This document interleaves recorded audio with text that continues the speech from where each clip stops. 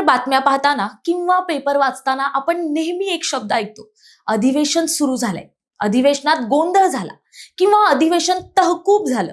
पण खरं सांगा, आपल्यापैकी किती जणांना माहिती आहे की हे अधिवेशन म्हणजे नक्की काय असतं? तिथे आपले आमदार नक्की काय करतात आणि त्याचा तुमच्या आमच्या आयुष्याशी काय संबंध असतो? अगदी थोडक्यात समजून घेऊया.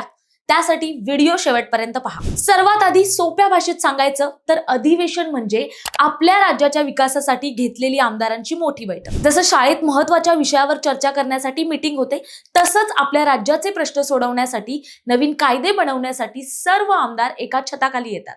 त्यालाच आपण अधिवेशन म्हणतो. महाराष्ट्रात वर्षातून 3 वेळा अशी अधिवेशनं भरतात. एक पावसाळी अधिवेशन जे मुंबईत होतं, दुसरं हिवाळी अधिवेशन जे परंपरेनुसार नागपुरात होतं, तिसरं म्हणजे अर्थसंकल्पीय अधिवेशन जिथे राज्याचा पूर्ण वर्षाचा खर्चाचा हिशोब म्हणजेच बजेट मांडला जातो. हे अधिवेशन मुंबईत होतं. आता तुम्हाला प्रश्न पडला असेल की तिथे नक्की काय चर्चा होते, तर तिथे मुख्यत्वे 3 गोष्टी घडतात. एक म्हणजे प्रश्न आणि उत्तरं. तुमच्या मतदारसंघातील पाण्याचा प्रश्न असो, रस्ते असोत किंवा शेतीचे प्रश्न, तुमचे आमदार सरकारला तिथे प्रश्न विचारतात. याला प्रश्न उत्तराचा तास म्हणतात. दुसरा, नवीन कायदे. राज्यासाठी कोणते नवीन नियम हवेत, कोणते जुने नियम बदलायचे आहेत, यावर तिथे सविस्तर चर्चा होऊन कायदे पास केले जातात.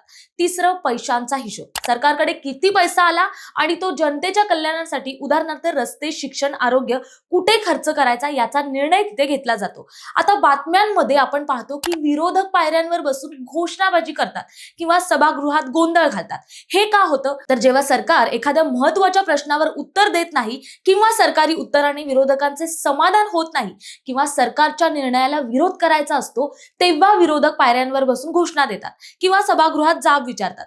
तो लोकशाहीचा एक भाग आहे. थोडक्यात काय, तर तुमच्या भागातील विकास कामे मार्गी लावण्यासाठी अधिवेशन हे सर्वात मोठं व्यासपीठ आहे. त्यामुळे पुढच्या वेळी जेव्हा तुम्ही बातम्यांमध्ये अधिवेशन हा शब्द ऐकाल, तेव्हा समजून जा की तिथे तुमच्या भविष्याचा फैसला होतो. तुम्हाला ही माहिती कशी वाटली कमेंट्समध्ये नक्की कळवा आणि अशाच माहितीपूर्ण व्हिडिओसाठी प्रहार न्यूज लाईन चॅनलला लाईक, शेअर आणि सबस्क्राईब करायला विसरू नका. धन्यवाद.